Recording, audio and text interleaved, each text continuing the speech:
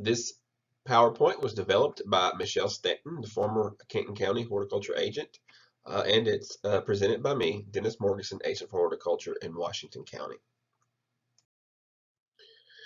Orchids are nature's most amazing flowers. There's more than 27,000 species and 600 genera. They're most closely related to the iris family or the monocots, which are grasses. And there's a huge range of flower shapes, colors, sizes. There's a lot of different varieties out there, which we'll go through those as this PowerPoint unfolds.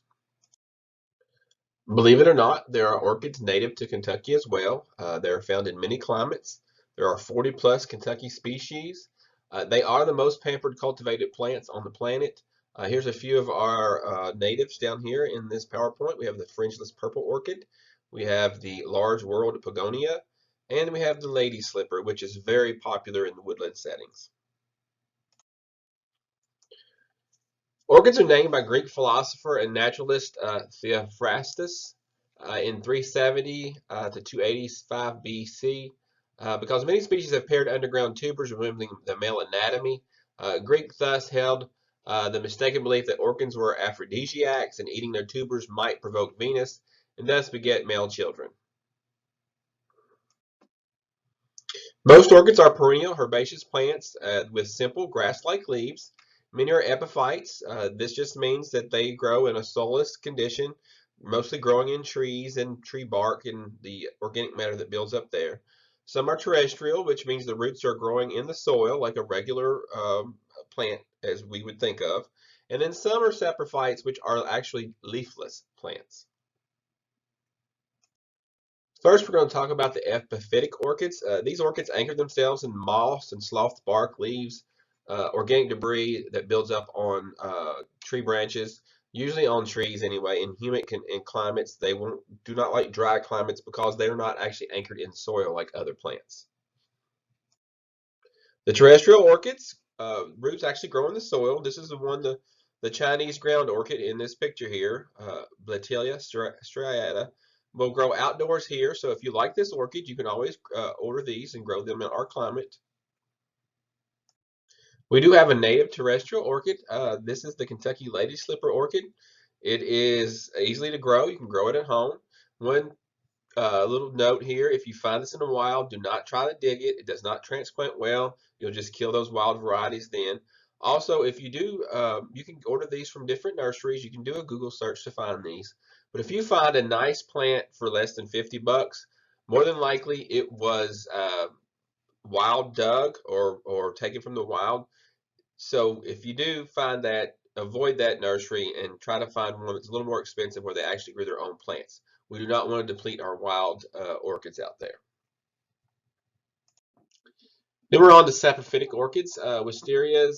Wister's coral root, Cattleya wisteriana, is native to Kenton County in Kentucky, believe it or not. It is a saprophytic and or hemiperistic, mycoheterotrophic, which are some fancy words. Basically, just to say that it gets its energy through mycorrhiza from decaying organic matter like a fungus would or a mushroom.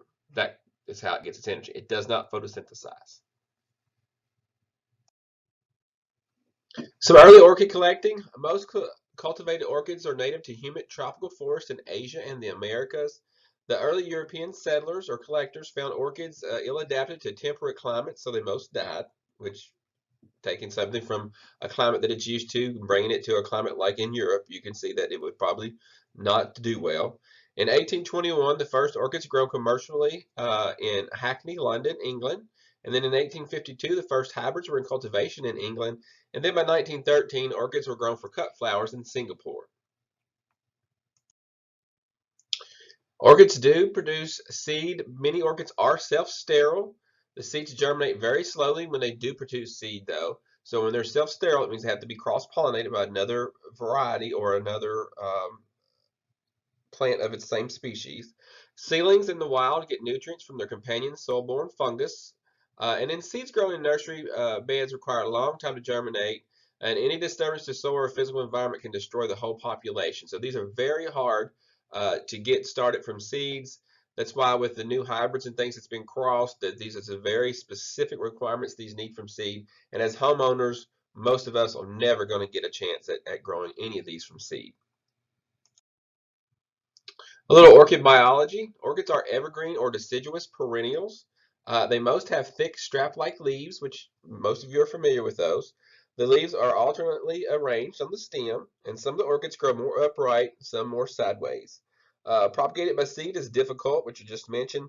Division or offshoots, meristem culture in the lab are the most commonly way these are reproduced. As far as the flowers go, the orchid flowers are unique among flowering plants. They have floral structures not found in other plants. And you can see that flower there. We've got the petal, we've got the sepal, which are common in flowers. We've got the other areas down there, the anthems and the stigma, those kinds of things. But you have the column there, which is not typical in many flowers. We have the viscidium, the pollineum, just a lot of different things there that are not common in other flowers. Orchids need cross-pollination. Each type of orchid has certain pollinators, and as a group, orchids are pollinated by insects, birds, bats, and butterflies, depending on the species. Insects are attracted to the flowers by color, scent, nectar, and shape, just like in any other flower. And in some orchid flowers mimic specific female insects to attract the males who pollinate the flowers while looking for their mates. And we'll see some pictures of that in just a minute. So here's how orchids attract pollinators. You can see there by colors. So they're looking for birds by color. By scents is generally going to be insects. And then by having the flower that looks like a mate of the male species of insect. And then we have ones that look like nests with these large bubble flower forms here. And then we have ones that actually give off treats, which is nectar. A little floral deceit here. Insect-like features on Australian orchids match females of the respective male wasp pollinators in size and color. So you can see in that picture there, which they look very similar to the actual insect. And then South African orchid releases a scent of a putrid meat to attract carrion flies, which is the left picture there, which is carrion is just rotted meat, exactly what that is. So that's they're looking for flies, and there are a lot of plants that do that. Here we have the Ophrys subspecies of orchids. The lower lip of the orchid is shaped like, smells like, and feels like a female wasp, and you can see that picture there. The pollination is by pseudocopulation, so the insect actually thinks it's copulating with a female. So that's when it gets pollinated. Is the only a few insect species will actually do this. So this is very unique in the plant and I guess with the insects animal kingdom. As far as cultivation of orchids today, most of this is done in greenhouses down in tropical areas or very warm areas like Florida, California, and even down into the Caribbean and those places. But you can see that we have a mature plant. We get a single node segment, which is dissected, and they get the meristem out, which is basically the growing point of that stem. They tissue culture it, and then they get a bunch of new little plants out of that, and then they grow those on. So without tissue culture, if that technology had never been invented or wasn't around today, orchids would not be so readily be available for such a cheap price. They'd be very expensive, and there wouldn't be as many, or near as many, on the market today. Here's a unique orchid cultivation, the vanilla orchids, and you can see here they're just hand pollinating these flowers. You know, you can see the flower structures there and how the flower was opened and what they're doing there to get the pollen out. There's a 1 Million Orchids project. It was a 5-year project to reintroduce Florida's native orchids into Miami area landscapes at the Fairchild Botanical Garden. You can see that there, the Million Orchid project was, they were trying to get the native orchids brought back into the wild in Florida, which is kind of an interesting project.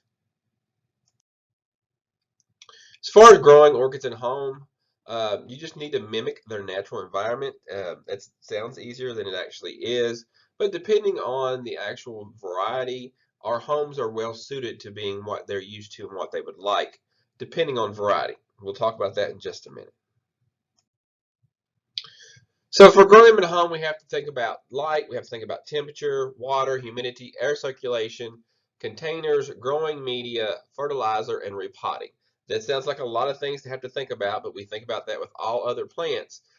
With orchids, though, they just have specific requirements that we have to watch out for. If we can meet those requirements, then we can grow them quite easily. As far as lighting, orchids do have to have sufficient light in order to bloom. If it's too weak, they won't bloom. They'll live and grow, but they won't bloom. With most other flowering plants are the same way. If they're not giving the right lighting, they're not going to bloom. We've got to also make sure we don't give them too much, so depending on the varieties here. As far as light, how much is enough? 5,000 to 10,000 foot candles, it's full sun. That's early to high noon. 4,000 to 5,000 is bright but not direct outdoor light. 18 to 4,000 is dappled sunlight. 1,000 to 1,800 is a cloudy day, no shadow. Light shades / indoors with exceptional exposure. And then under 1,000 is deep shade.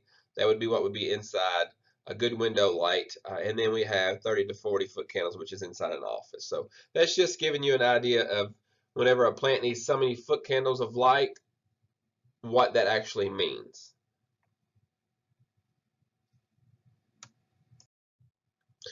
So orchids are classified by light needs. We have the high light needed, which is 3,000 foot candles. We have the medium light, which is 2,000 to 3,000 foot candles. And we have the low light, which is 1,000 to 2,000 foot candles. Orchids getting too little light have leaves that are a dull, dark green, but they just don't really have that good green color. You can kind of notice that. So if we back up on our slides, we can look at low light is 1,000 to 2,000 foot candles. That's going to be just an exposed window.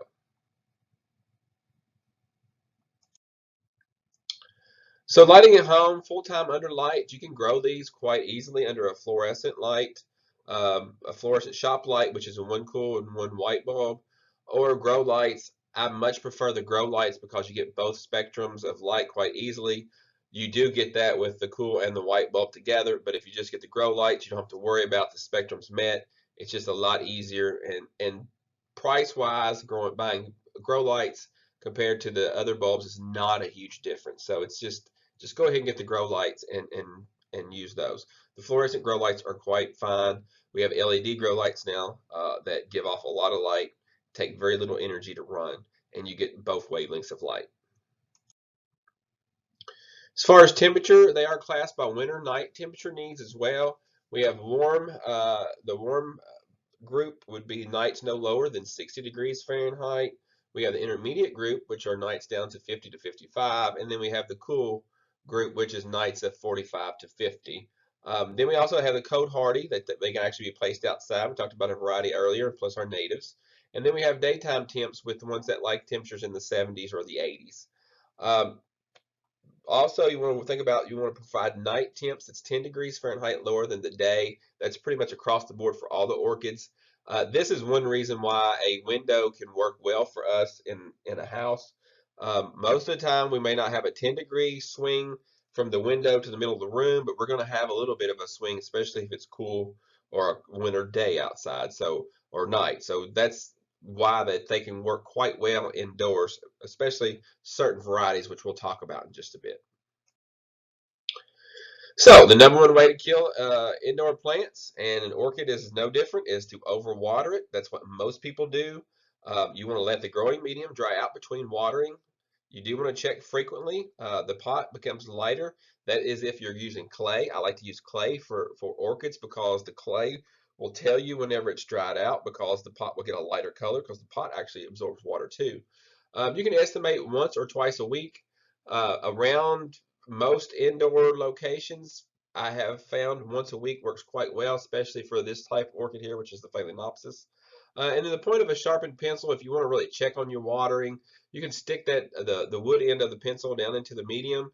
If the wood doesn't darken, it means there's not enough moisture in that medium, and then the orchid probably needs water. Pretty much, though, if you've got it in a clay pot indoors, if it's not completely root bound, once a week is probably going to be good enough. Few tips on watering. You want to use room temperature or lukewarm water. They don't like real cold, remember that. Tap water is okay. If it's very chlorine, though, you might want to let it sit out overnight first. Some plants are very sensitive to that chlorine and it can cause brown tips on the foliage. Do not use ice cubes, they're too cold. I know they sell the Phalaenopsis orchids out there, and they'll tell you to set an ice cube on top of the medium.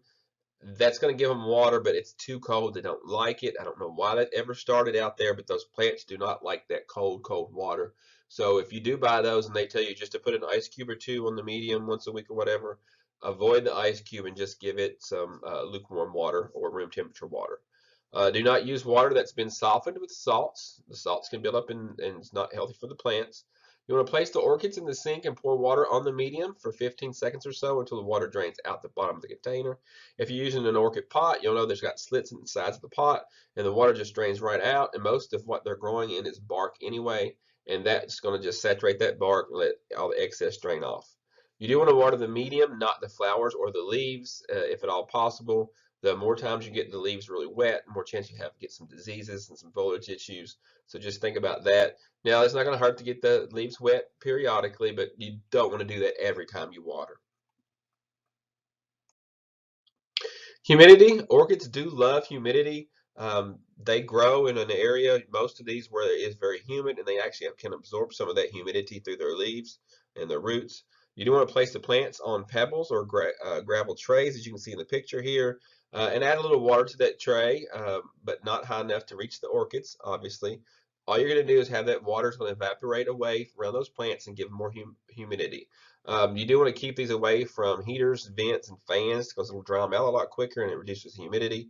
And you may want to use a humidifier in the winter to keep the humidity up a little bit in the house because our modern homes are very dry in the wintertime.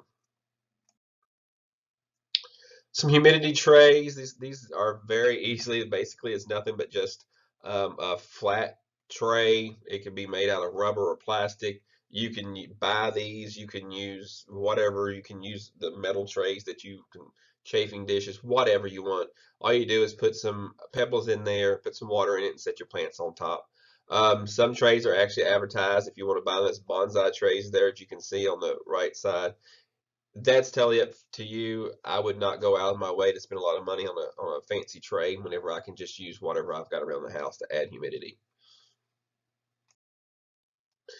Orchids do like a little airflow, so we want to keep that in mind. Most house air circulation is fine. We have our heat and air kicks on and off constantly, and it moves the air around the house. You do want to avoid stuffy, closed up rooms. Again, they like some airflow, so just in one room by itself with the door closed all day long, they're probably not going to be as happy as they would if that door was open and there was some airflow exchanging. Since they also need humidity, don't place them near heater vents again. Talked about that. Even if it's central air and heat coming through a vent, try to set it away where that air is not blowing directly on those plants. Containers, you can just allow for good drainage is your biggest thing there. Plastic containers are easy and cheap to find. They're found in many sizes, but most have sufficient drainage. You can see those large drainage holes in those green pots up there. Clay containers dry out more quickly. You're going to need more frequent watering. They are heavy and breakable, but they also will hold the plant up quite well. Also, the reason I do like the clay is because the clay, if you do overwater, it forgives you and it dries out a lot quicker, which also means you're going to have to water more often. Remember that. And you can also see in these clay pots up here, these are actually orchid pots. So you can see the slits in the side of the clay pots. And that's because those roots will actually come through those slits and they'll actually absorb moisture out of the air. And you can also use ceramic containers, but just know that most of those don't have good drainage, or they actually have the actual tray attached. So when the water drains out, it can stand in that and it can filter back up through the plant's root ball. So just keep that in mind if you use those, that you can make sure that you don't have standing water in those. The growing media, potting media is selected to mimic characteristics of the plant's native soil, so it depends on where these plants come from, which type is best. But good media should hold moisture while allowing air circulation for the roots. Also, good media will not break down too quickly because you want to keep this bulky kind of barky mix together. Organic media ingredients, there's a lot of them out there, but usually they'll use, if you buy a commercial product, it's going to have coconut fiber, fir bark, peat moss, and osmunda. Also, inorganic media is going to be some other things they may add to it is lava rock, perlite, vermiculite, baked clay bits, rock wool, gravel. If you buy pre-mixed formula when you have to repot your orchids, is what I would do. If you go through that, it's basically the organic media mostly in that, which is going to be some coconut fiber, the fir bark, and a lot of bark. It is a lot, and a little bit of peat moss. That's pretty much what's going to be in there. Some of the ones that you buy from the stores, you may be surprised when you first have to repot them. They're mostly in peat itself. So just keep that in mind. And those ones that are in the peat themselves, if they get wet, they stay wet a lot longer. So if you have that at home, be sure that you allow that to drain well and don't water as often if they're growing in just straight peat. Here's a few media examples. We have clockwise from 1 o'clock. We have tree fern, bits, lava rock, oleiflor sphagnum peat moss, osmunda, rock wool, and fir bark in the center. You may see any of these mixed together in a orchid mix if you buy an orchid mix, which most of us don't have enough orchids that we're going to go through the trouble of buying all these separate things and mixing our own. It's just going to be easier to go ahead and buy one from one of the big box stores that's already pre-mixed for orchids. If you do want to mix your own, though, a lot of growers, if you've got a lot of them, may mix their own. But Missouri Botanical Gardens mix for growing Cattleya orchids is 5 parts fir bark, medium grade, 1/4 to 1/2 inch chunks. Not landscape mulch. Keep that in mind. We're not using that. That's too big. And to 1 part horticultural charcoal, not barbecue charcoal. So keep that in mind. Charcoal is extremely important is because it neutralizes the fertilizer salt. So if you fertilize a lot, you'll need something to get rid of those salts. You can also just make sure when you water that water drains straight through, and that'll take some of those salts out of there. Orchids do grow wild in nutrient-poor areas, but indoors you may need a little bit of help. You want to water the orchid first, fertilize once a week during the summer, and fertilize every 2 weeks during fall and winter. And you can use the fertilizers no more than half strength or follow directions for orchids. I would go a bit further than that, and I would say do half strength, maybe once a week and once every 2 weeks in the summer, and 1/4 of strength once a month in the winter. They just don't need that much food. They are very low feeders, very slow growers as well. But just keep an eye on your plant. The plants will pretty much tell you whenever they're needing fed because the color just won't be there in the leaves. So for Cattleya, Oncidium, and Phalaenopsis in bark-based media, you want to use a liquid fertilizer with the trace element. Highest number first, 30, 10, 10. The any of these, if you look at these orchids, the 30, 10, 10, or the Dendrobiums, it says 10, 10, 10, 20, 20, 20. Honestly, you can buy a Miracle-Gro or any one of the water-soluble fertilizers, half-strength it, and you're going to hit these targets in these. Newer research suggests picking a fertilizer with different forms of nitrogen. Again, they'll grow quite well indoors for you just with the half-strength Miracle-Gro or Peter's Professional or any generic water-soluble fertilizer.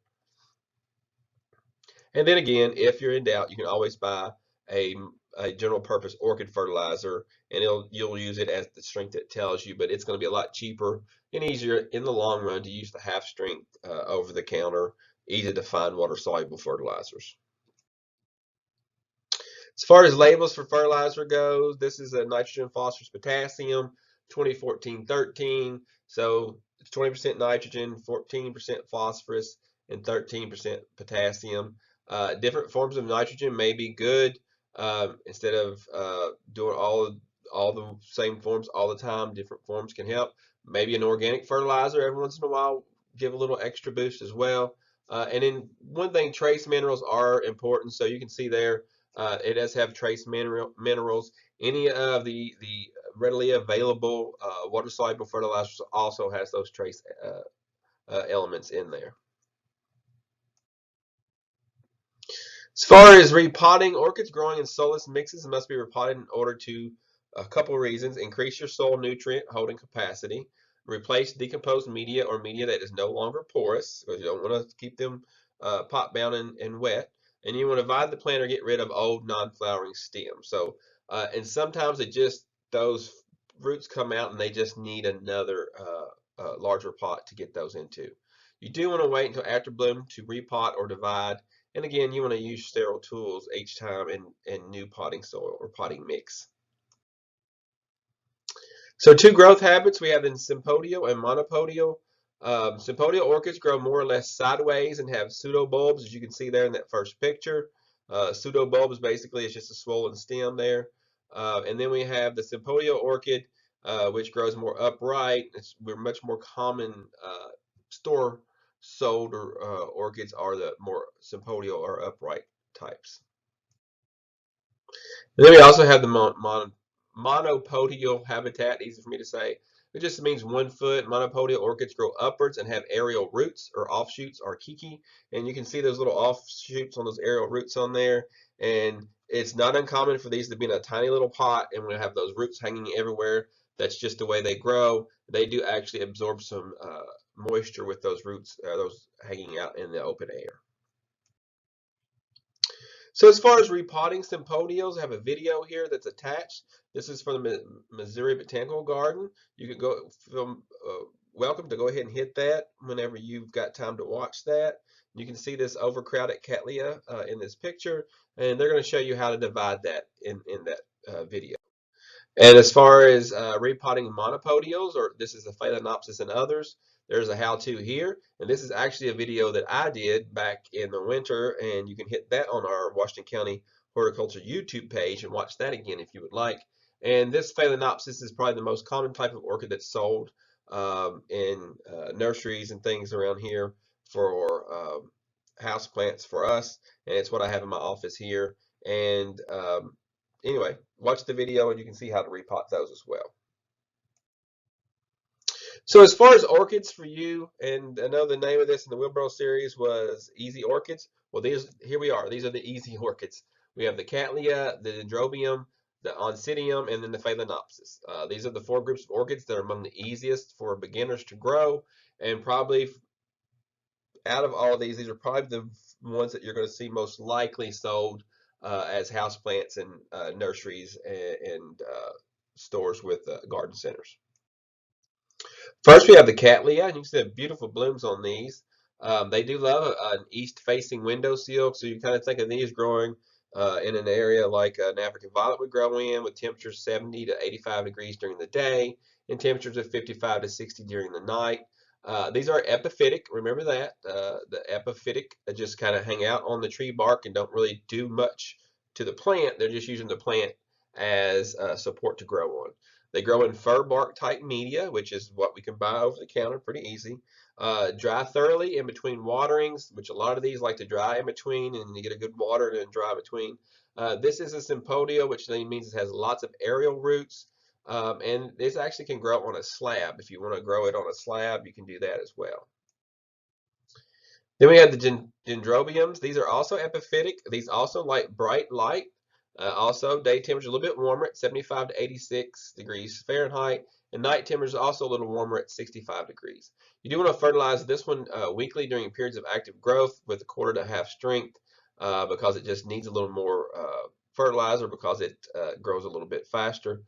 This one does like a crowded pot, so you don't have to repot this one near as much, but you may want to plant this in a heavier clay pot so when it does get crowded that it's not top heavy and won't fall over. You only need to repot this one every 2 to 3 years. This one also uses coarse porous media, so again that pre-mixed orchid media that you can get at the garden centers works for this one quite well as well. Then we have the Oncidium. You can see it has a lot smaller flowers than the other ones, but it's also epiphytic. It does like very bright light, a little bit brighter light than the other ones, and the day temperatures of 80 to 85 and night temps are 55 to 60. We can't quite get that 80 to 85 probably in the house, but if we're getting in the low 70s, it's going to grow and be okay. You do want to fertilize twice a month during active growth. This one does require less humidity than some of the others, so you know this it's good for can grow quite well in the house with a lower humidity that way. And it does have thicker leaves, which makes it can handle more light, and you know it likes a little brighter light than the other two did. So this is one, if you want it to grow well, you're going to have to maybe put it in more of a west or a southern facing window. Then we have the Phalaenopsis or moth orchids, which are what I'm the most familiar with and what most are usually see sold at like Walmart and Lowe's and any of the other larger corporate stores, I should say. These can flower more often than the other types, which is why they're really popular. They do like a bright window light, day temps of 75 to 85 with night temps above 60. You should never completely dry these out. They don't have any water storage in the roots much at all. A little bit, but not much. So this is one that you definitely want to keep on that rotation of soaking that media, letting it dry out, soaking that media, and letting it dry out. Uh, Usually indoors, it's going to be once a week. If you've got this potted in the store-bought pre-mixed orchid media, once a week with temperatures around 70 in the house, and it's going to be a quite happy. This one also likes higher humidity, so you may want to put a tray of with some water under it, with some pebbles over it, like we talked about earlier, or surround it with a lot of other plants where they can all have create that humidity in there as well. If you can put this somewhere in the kitchen or the bathroom, if you have a window that works for the light in that, this is going to be quite happy in there. Phalaenopsis needs porous media. Again, the store-bought stuff works just fine.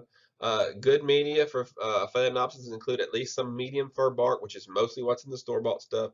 Peat moss, which is also the second ingredient in that, and then maybe some perlite and rock wool if you want. But you could get by with medium fir bark and peat moss if that was the only two ingredients in your Phalaenopsis media. You can also get miniature Phalaenopsis there. You can find your orchid at there's a cosmicplants.com there, and it also has a care video if you'd like to check that out. These are smaller or dwarf ones or miniature ones. You can see there they have flirtation, which is that hot pink one there. And then you can look up how to care for these, but you're going to care for these just like the larger Phalaenopsis. They're just going to be a smaller miniature plant. If you really like orchids, there are groups that you can actually join. They actually have meetings for other people that like orchids. We have the Bluegrass Orchid Society in Lexington. We have the Kentucky Orchid Society in Louisville, and then we have the Greater Cincinnati Orchid Society in Cincinnati. And then the Crone Conservatory has a group there in Cincinnati as well. And I'm sure that if you wanted to go south, there's probably one in Nashville and places as well. But I guess the Lexington, Louisville ones would be closer for us. So where can you buy your orchids? There's many companies that sell those. I would, if you order them online, probably go check them out at the Garden Watchdog or Dave's Garden to check out what people are saying about them. A lot of times you can go to greenhouses that'll have some of these around here locally, especially in the bigger cities. And you also, the Phalaenopsis, they show up even at Walmart and Lowe's quite regularly if you'd like to try some of those. I've gotten them at Sam's Club before, Costco, lots of places show up periodically with mainly Phalaenopsis, but I've even seen some of the Oncidiums and some of those at places like Trader Joe's and Whole Foods even. So you just never know.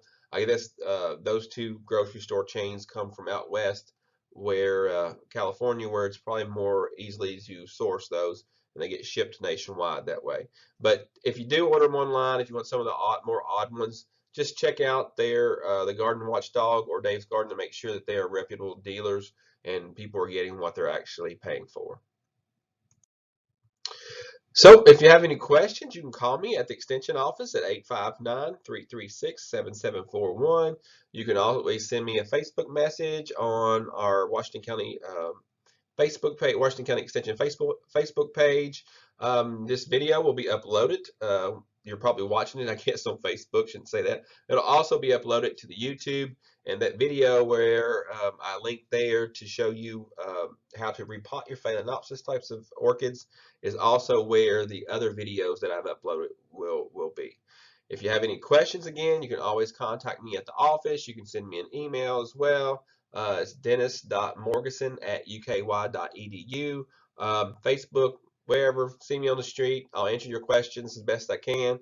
Again, I hope you found this PowerPoint useful. If you have any questions, let me know. Happy gardening!